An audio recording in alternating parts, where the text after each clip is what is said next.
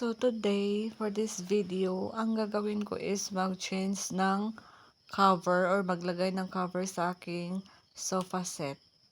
Yeah, so yung cover kasi ng ating sofa is na-search ko sa Shopee. Yung 1 pieces long is more than 300 plus. So plus shipping pa, sasabihin na natin na 400 yung 1 long. So dalawa yung long ko, so aabot ng 800 yung aking babayaran. But matipid naman ako. So, ang ginawa ko is nag-order na lang ako ng bedsheet cover. At yun ang nilagay ko sa aking sofa bed. So, kita nyo naman. So, yung bedsheet ko is 100 each lang, family size. Sobrang laki na, as you can see. And napakaganda naman. Before kasi kulay pink po ito and naisipan kong palitan. Syempre, kailangan kong lagyan ng bed cover dahil meron akong anak and hindi ko na tinanggal yung plastic sa loob ng bed. So, ayan na yung aking DIY. Tapos na ako maglagay ng cover sa aking sofa bed. So, worth it naman. And then, sobrang satisfied ako dahil nakasave ako kahit papaano. Ako na lang yung mag-cutting, ako na lang yung maglagay, ako na lang yung mag-DIY. So, plano ko pang bumili ng ibang kulay, extra bed sheet or extra cover para sa aking sofa. For in case lalabhan ko to, then meron pa akong extra one. Ayan, sobrang saya ko lang dahil nakatipid ako and mandiskarte ako sa pagpili ng cover.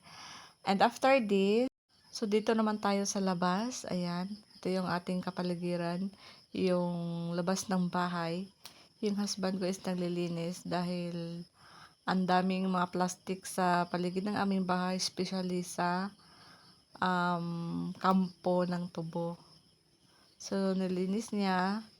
And then, paggabi kasi umuulan, kaya paghapon na is maglinis kami sa paligid, mga dahon, mga plastic, ayan.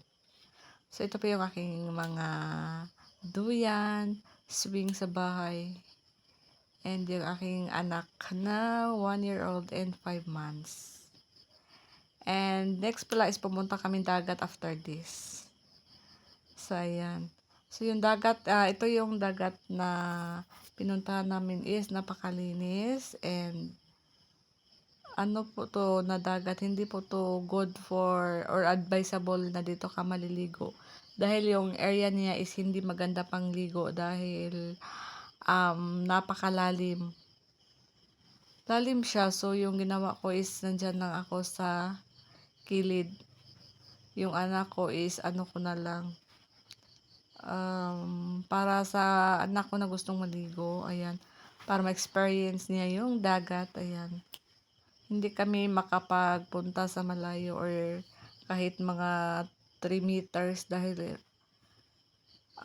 sobrang na lalim.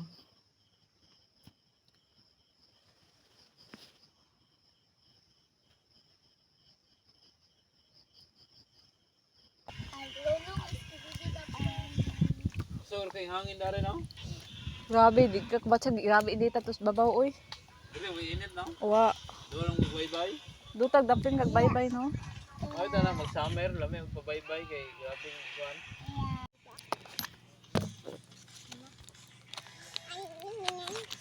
Ito nga, nanay mo yung truck din.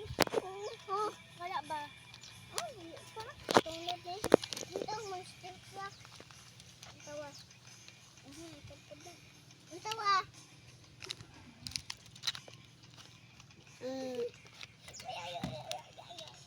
Dali ko sa ulo. May pang video, nali pang video ng truck.